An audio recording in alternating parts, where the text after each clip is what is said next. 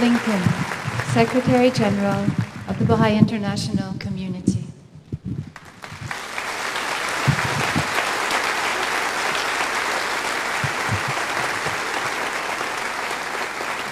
Beloved friends, one of the truly remarkable aspects of the Mount Carmel projects is the fundamental way in which they have changed the relationship between the Baha'i World Center and the surrounding society.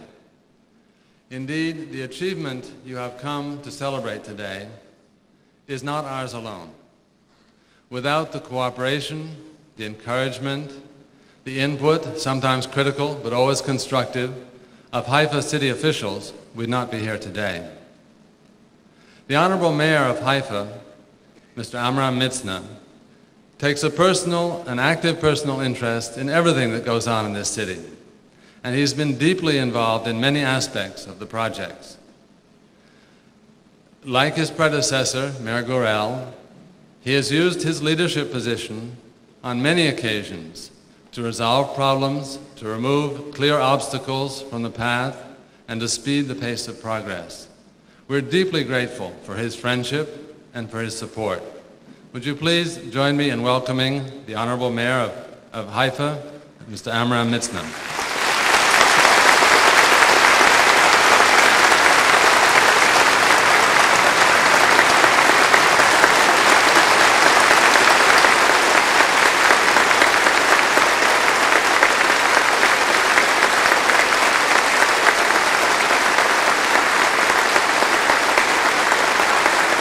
Thank you very much.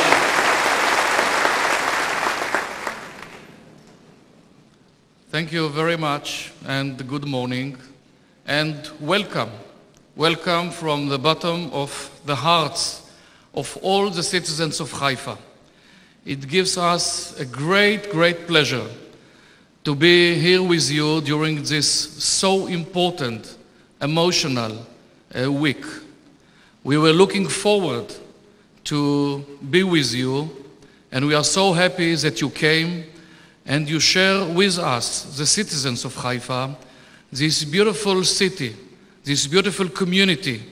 And in the heart of this community are the Baha'is Hanging Gardens and the Baha'i World Center.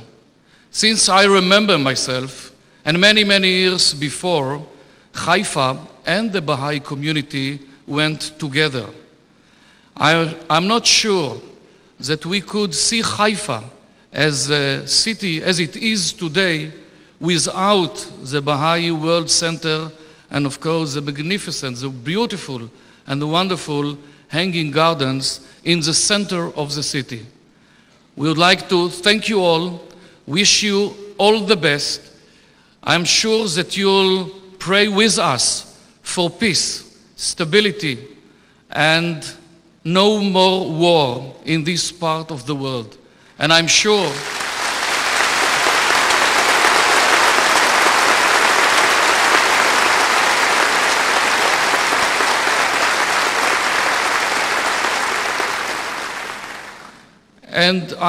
that you'll feel that Haifa is a very special city, taking together, respecting, giving a room and a place to each and everybody without any difference of race, of culture, and of religion. And this is the beauty of this city, and it is no wonder why the Prophet and those who were the beginners of the Baha'i faith found Haifa to be the world center. Again, thank you very much. I'm sure that when you'll be back home, you'll be better Baha'is and you'll be ambassadors of goodwill to the city of Haifa. Thank you all very much.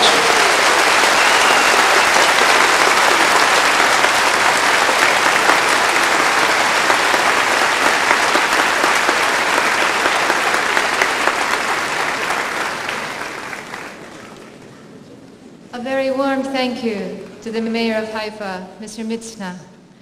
We will be seeing him this evening along with many other Israeli authorities. How fortunate each of us is to be present here at this time on God's holy mountain,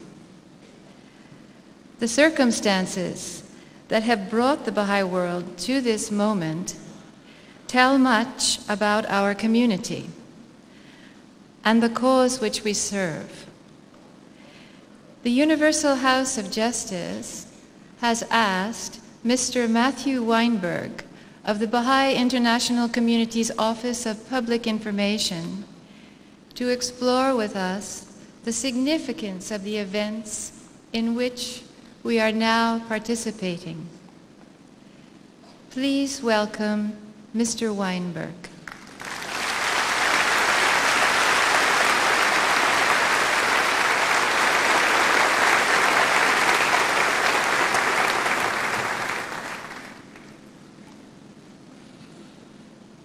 Today, we commemorate a sacred history of unexampled love, supreme sacrifice, and divine vision. It is a narrative prefigured in the pronouncements of the great seers of the past. As we stand awestruck at the majestic structures and the tapestry of beauty now defining the face of God's holy mountain, and ponder the mysterious processes responsible for the remarkable transformation of this once barren domain, the words of Isaiah echo on all sides. Carmel and Sharon, they shall see the glory of the Lord and the splendor of our God. In an enterprise revealing a tenacity of purpose, a sustained selflessness, and the power of unified action, the followers of the greatest name in all corners of the planet seized a unique moment in time and brought to realization the vision found in the tablet of Carmel. Rejoice, for God hath in this day established upon thee his throne, hath made thee the dawning place of his signs, and the dayspring of the evidences of his revelation.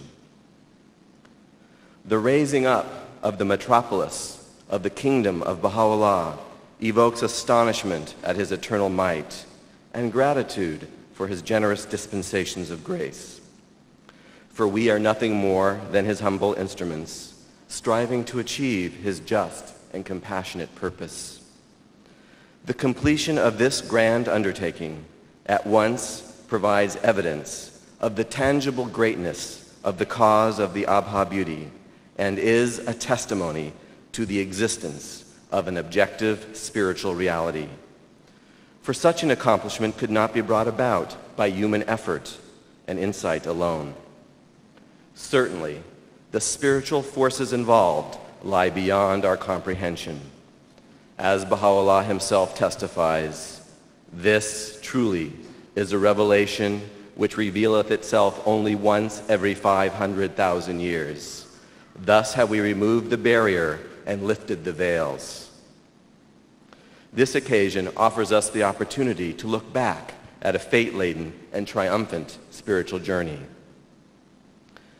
More than 150 years ago, a youthful prisoner, banished to a desolate mountain fortress, boldly addressed the ruler of Persia in these words: I am the primal point from which have been generated all created things. I am the countenance of God, whose splendor can never be obscured, the light of God, whose radiance can never fade. Speaking with an astounding power, reminiscent of the prophets of old, the Bab proclaimed the arrival of a new day, that long-anticipated moment in human history when the promised one would fill the earth with equity and justice and with the knowledge of the glory of the Lord. His trumpet blast of knowledge awakened the darkened land of Persia and endowed all who responded with a new eye, a new ear, a new heart, and a new mind. His message, though, was not directed to that land alone, for he was the bearer of a revelation destined to transform the spiritual life of the human race. O ye peoples of the earth, the Bab declared, enter ye, one and all, through this gate. To pass through this door was to step out of the darkness into the light of God's love and compassion. It led to the path of truth and the ways of peace. The Bab was the portal through which the long-expected universal manifestation of God would soon appear. He clarified the central aim of his mission by explaining that the purpose underlying this revelation, as well as those that preceded it, has been to announce the advent of the faith of him whom God will make manifest. The basis for all human accomplishment is to be found in the teachings of this most great luminary. And the sum total of the religion of God, he says, is but to help him. For the Bab, a climacteric in human development had been reached, and he was the voice of the crier, calling aloud in the wilderness of the Bayan, announcing to humanity that it was entering the period of its collective maturity. The unbounded ardor and intrepidity engendered by the Bab's clarion call marked the first chapter in an extraordinary drama of spiritual and moral renewal. The heroism of his lovers, their superhuman fortitude and deeds of consecration shook Persia to its depths and attracted the attention of the world. Engulfed in a maelstrom of fanaticism and hate, the followers of the Lord of the age evinced prodigies of courage and devotion that defy all description. Through the blood which they shed, Baha'u'llah affirms, the earth hath been impregnated with the wondrous revelations of thy might and thy glorious sovereignty. And it is that same blood, Shoghi Effendi states, which constituted the seed of a divinely conceived administrative order destined to overshadow all mankind.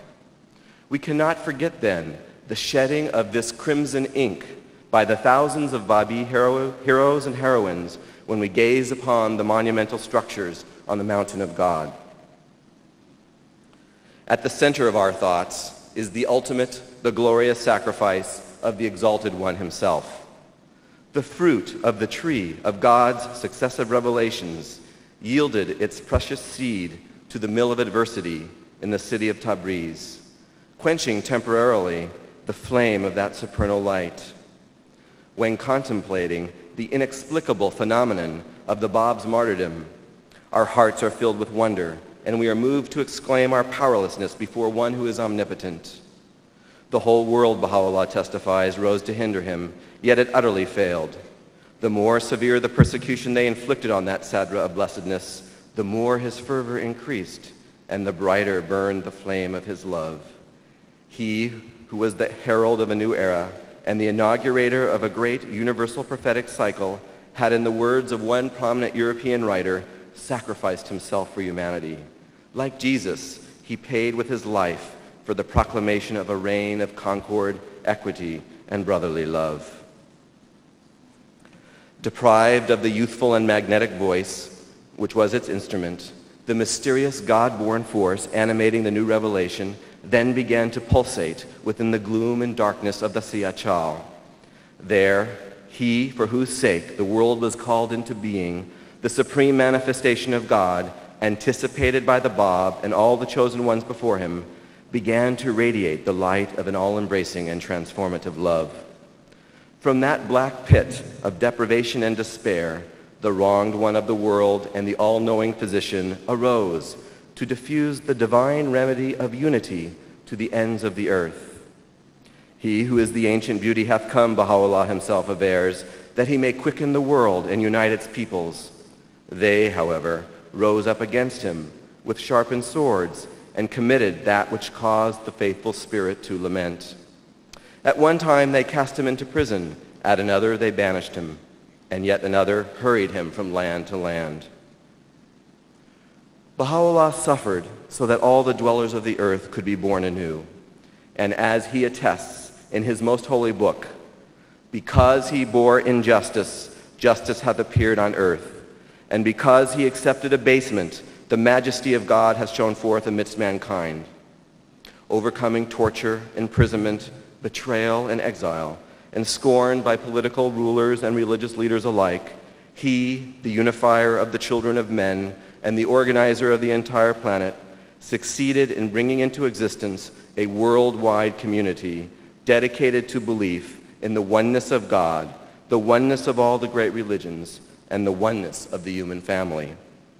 He had revealed himself to stir humanity from its strange sleep, to awaken it to its innate excellence, nobility, and beauty.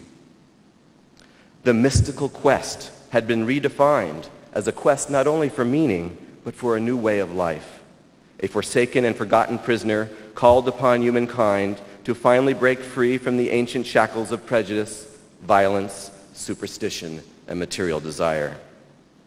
His tribulations and banishments, the vehicles of a preordained divine plan, eventually brought him to this, the most holy land, the abode of the prophets, the geographic and spiritual heart of the planet. And here he raised his tabernacle of glory on the hill of God. The New Jerusalem, the city of God mentioned in the tablet of Carmel, the heavenly law, which is the guarantor of human happiness, had been established. The Lord of hosts himself pointed to the spot where the precious remains of his herald, the primal beauty, should find their permanent place of rest. The time foreordained unto the peoples and kindreds of the earth is now come, Baha'u'llah confirms. The promises of God, as recorded in the Holy Scriptures, have all been fulfilled. The eventual placement of the holy dust of the martyr prophet in the mausoleum on Mount Carmel, a signal victory of Abdul-Baha, and that shrine's further beautification represented a striking reversal of the tragic circumstances surrounding the Bab's ministry. The juxtaposition of two mountains, Maku and Carmel, now comes into clear focus. In this mountain I have remained alone, the Bab laments in referring to Maku, and in his presence, he continues, there is not at night even a lighted lamp. How mighty is the all-glorious one! The Bab is no longer alone on the mountain. He is now at the center of both the visible and invisible worlds. The point, as acclaimed by Baha'u'llah, round whom the realities of the prophets and messengers revolve, and the spot, as extolled by the Master, round which the concourse on high circle in adoration. The youth of Shiraz, the essence of essences, and the morn of truth had journeyed from a castle of oblivion to a lighthouse of splendor, lit by the oil of his incomparable sacrifice. The darkness of one had been supplanted by the divine illumination of the other.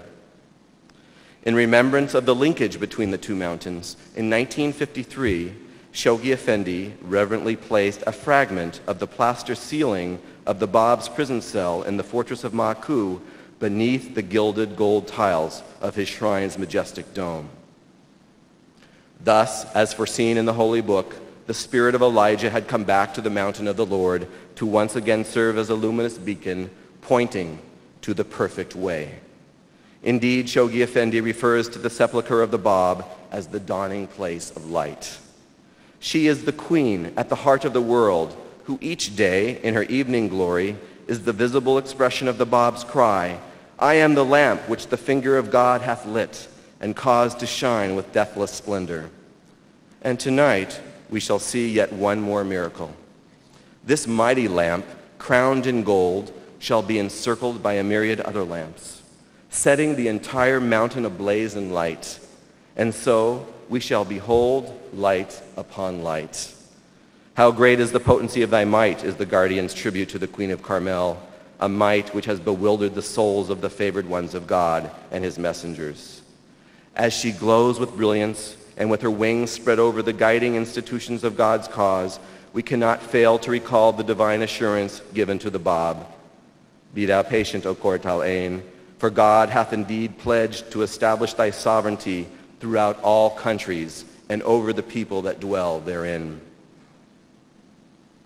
In our inauguration of a befitting approach to the sacred spot enshrining the earthly remains of the gate of God, one day to become the pathway of the kings and rulers of the world, we can discern a momentous victory of the meek. In accordance with prophecy, at the time of the appearance of the Promised One, it is said that all things are to be reversed. Baha'u'llah explains, through this reversal, he hath caused the exalted to be abased, and the abased to be exalted. The dedicated and selfless efforts of Baha'is across the decades of the 20th century to raise up and adorn the shrine of the Bab, as well as the great administrative center in its shadow, is undoubtedly a triumph of the unheard peoples of the world. Adhering to the vision and guidance of the Master and the Guardian, the followers of the Blessed Beauty in every land, that noble but humble army of light, overcame all obstacles and vanquished the forces of darkness that sought to extinguish the divine flame kindled by the Bab and intensified by Baha'u'llah. Reflecting on these events, we can only say, glorified, glorified be his meekness. The verdant natural mosaic, now extending from the foot to the crest of Mount Carmel, presents humankind with a profound message of hope. The struggle for the spiritual regeneration of the world, which is our faith's ultimate mission, is in some sense given expression by the greening and blossoming of this mountain. As the variegated elements of the gardens encircling the holy precincts effloresce into ever more resplendent patterns of beauty, so too our teachings tell us the earth of human potentialities will blossom with its own latent excellence and flower into praiseworthy qualities. But these capacities of the human spirit will only flourish through the restoring waters of pure intention and unselfish effort. The magnificent gardens and flowing waters now decorating God's vineyard speak to the nobility of human beings, of what is possible for human society to achieve when it consciously turns to the bountiful outpourings of the Holy Spirit. They suggest quite directly that the transformation of the outer world is contingent upon an inner transformation of the heart. In 1911, Abdu'l-Baha, in his first public address in the West, in London, declared, "This is a new cycle of human power. All the horizons of the world are luminous, and the world will become indeed as a garden and a paradise." As humanity traversed the subsequent decades of the century, a century darkened by harrowing periods of ferocity and depravity, and illumined by elevating flashes of creativity and unity, Abdu'l-Baha's vision of a transformed world unfolded. While the consummation of his vision is likely to occur only in the distant future, its essential features and direction have been irreversibly established. At this juncture, the very purpose of the Baha'i community is to demonstrate that it is possible to create gardens of justice and understanding, patterns of collective life based on trust, cooperation, rectitude of conduct, and genuine concern for others. May our own unremitting quest for unity and diversity illuminate others, and as the terraced gardens of Carmel manifest in their beauty and diversity the ideal of harmony, may the world itself recognize its capacity to effect the unity which is the only pathway to peace and well-being. We thus offer to humanity two powerful examples, ourselves and this mountain of splendor. In executing the mandate given to him by the Master, the beloved guardian, through immense effort and creativity, embellished the shrine of the Bab with an exquisite shell, designed the ark on the hill of God, and beautified the holy precincts. Each step he undertook in the development of the World Center was matched by a great thrust forward in the teaching field. As Shoghi Effendi mapped the terrain of Mount Carmel, he also mapped the earth to every last degree.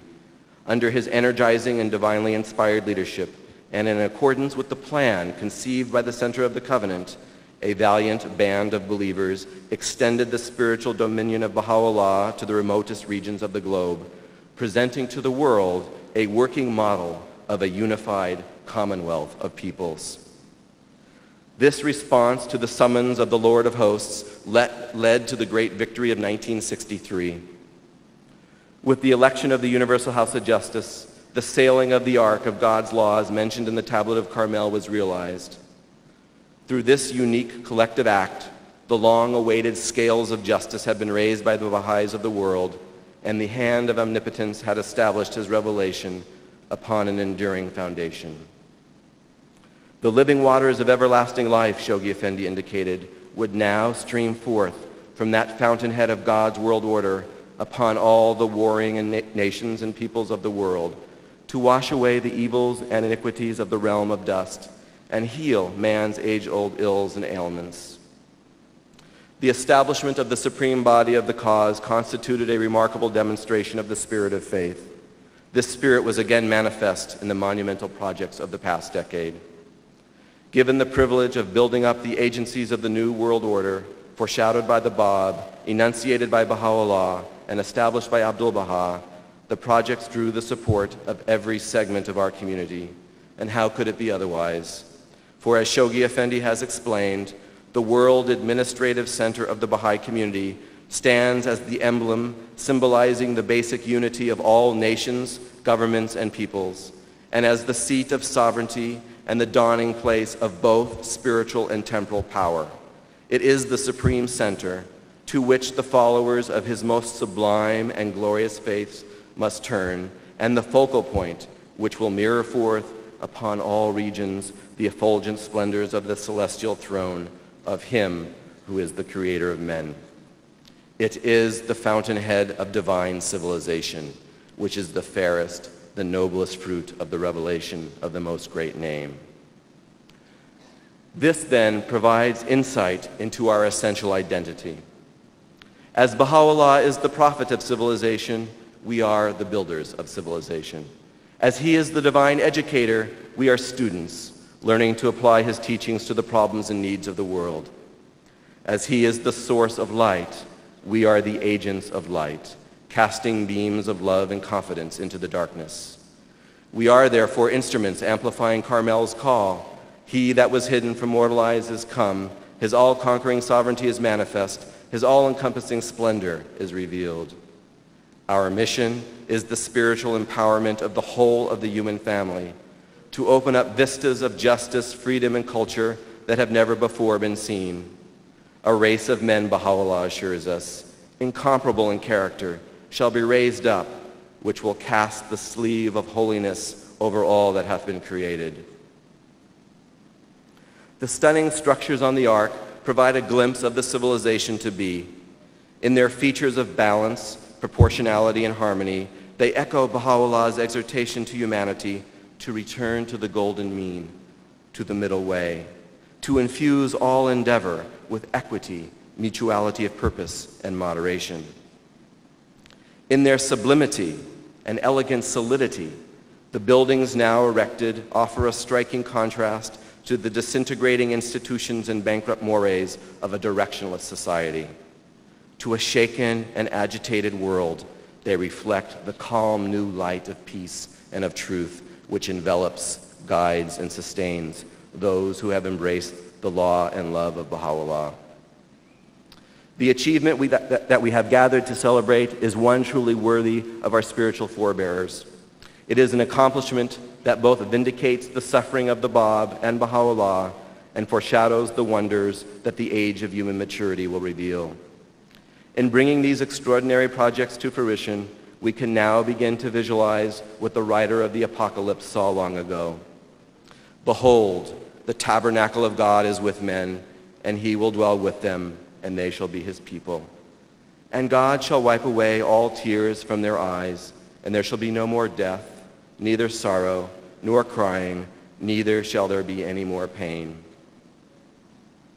In pondering the significance of what the lovers of Baha'u'llah have wrought on the mountain of God, we can only recall the words of one of the 7 martyrs of Tehran, who, while awaiting the moment of his own death, gazed upon the bodies of the 2 martyrs who had preceded him and who still lay entwined in each other's embrace. "Well done, beloved companions," he cried. "Indeed, my brothers and sisters, well done."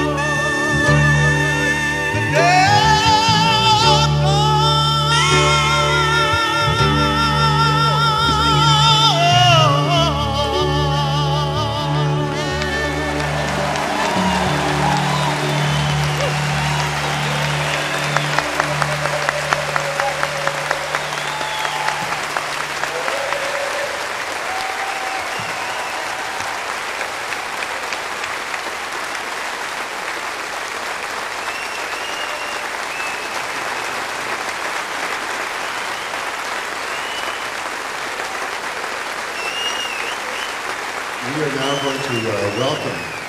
Thank you very much. We're now going to welcome our friends from Spain, the Tabarsi group.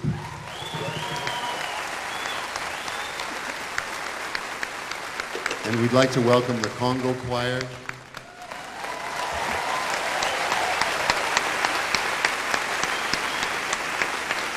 And while we're setting up, we'd like to sing a little song for you, just the three of us. It's not going to be what you think. This is a song about the call. And there's a wonderful story about when Abdu'l-Baha visited Montreal. And he used to go every day and walk up the stairs partway in the shrine in Montreal and look out the window. And he would stay there for some time. And May Maxwell asked him one day what he was doing. And he said that he was calling the souls in the future to the cause of his father, Baha'u'llah. So all of us are probably here because of Abdu'l-Baha calling us. So we'd like to sing a little song called The Call.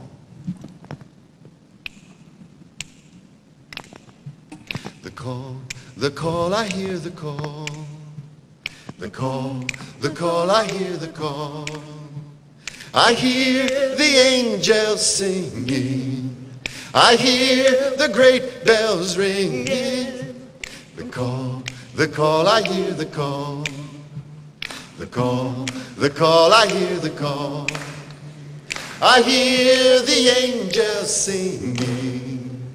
I hear the great bells ringing.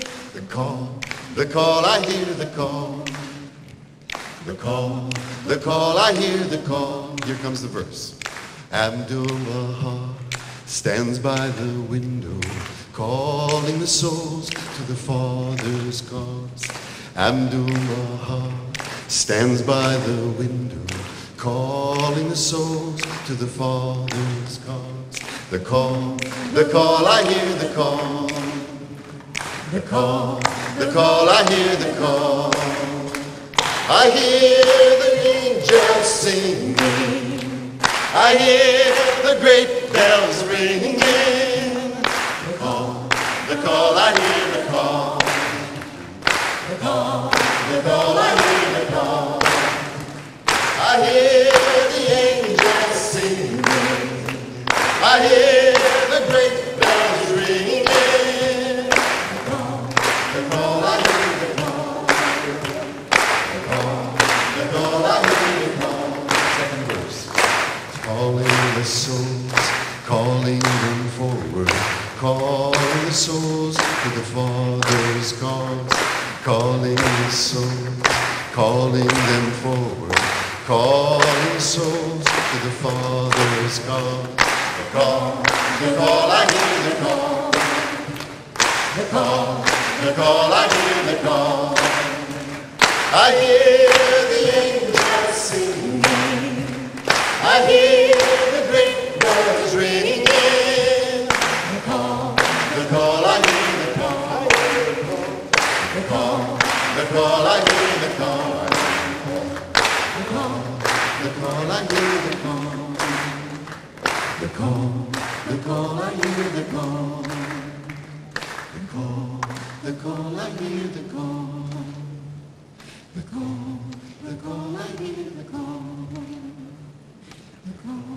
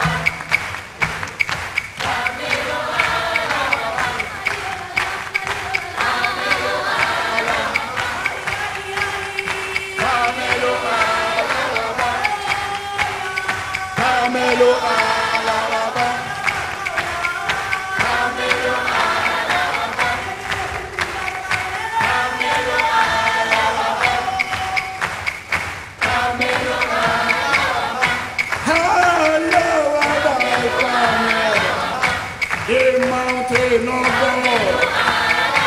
The mountain of glory of God. Mountain of King of glory. Mountain of Lord of Lord. Oh, the Spirit of truth. Mountain of the thunder of the water. A fountain of new civilization. Mountain of new manifestation. Mountain of glory of God.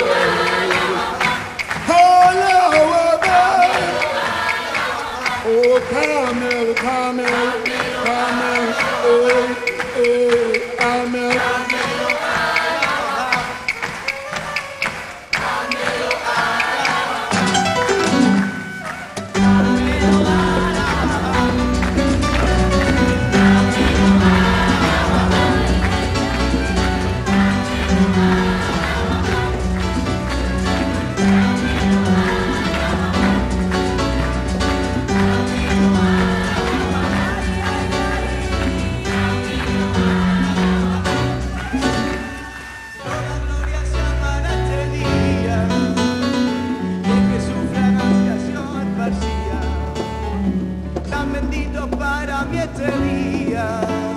Apresúrate, oh Carmelo, porque se ha manifestado la alegría de tu pueblo, soberanos de los cielos.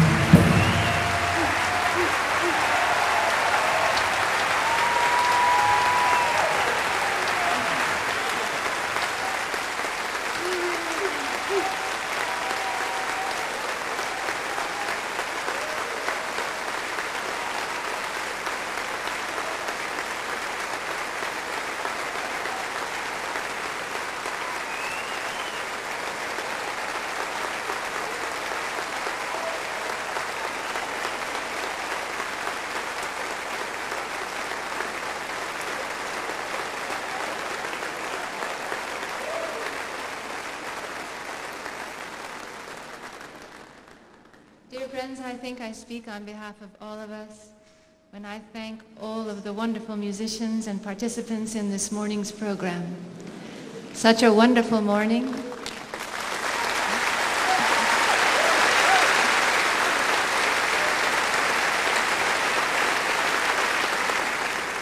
And I can only say this is but the beginning of a most extraordinary week for every one of us. We wish you a wonderful week. Please, we will now close with a prayer.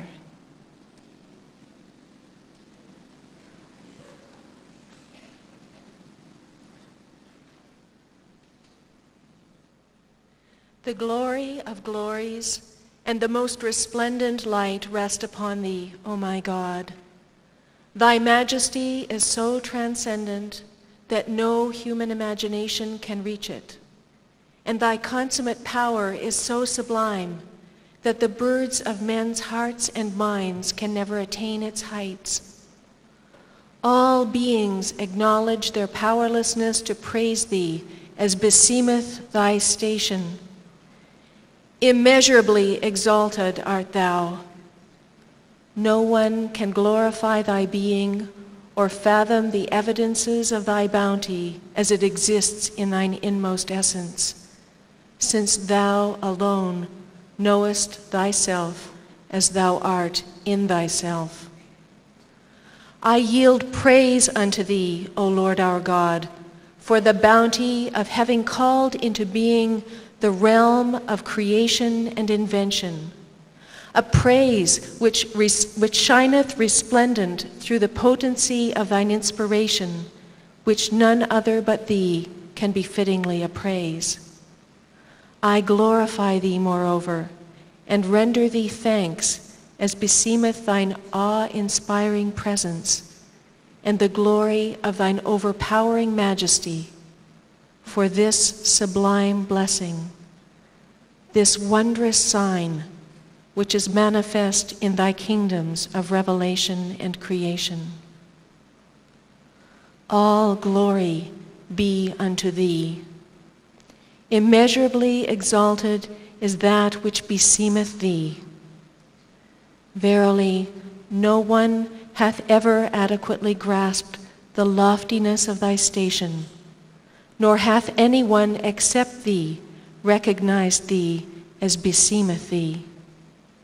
Thou art manifest through the outpourings of thy bounty, while no one besides thee can fathom the sublimity of thy revelation.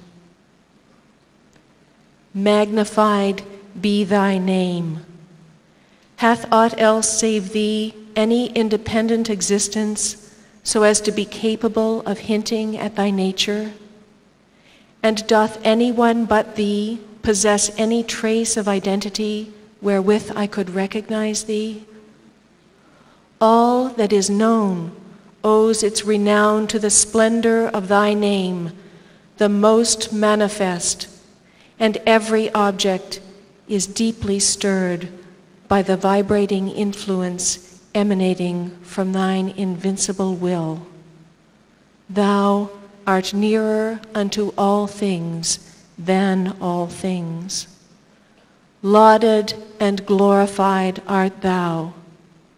Too exalted is thy loftiness for the hands of such as are endued with understanding to reach unto thee, and too profound is thy fathomless depth for the rivers of men's minds and perceptions to flow out therefrom.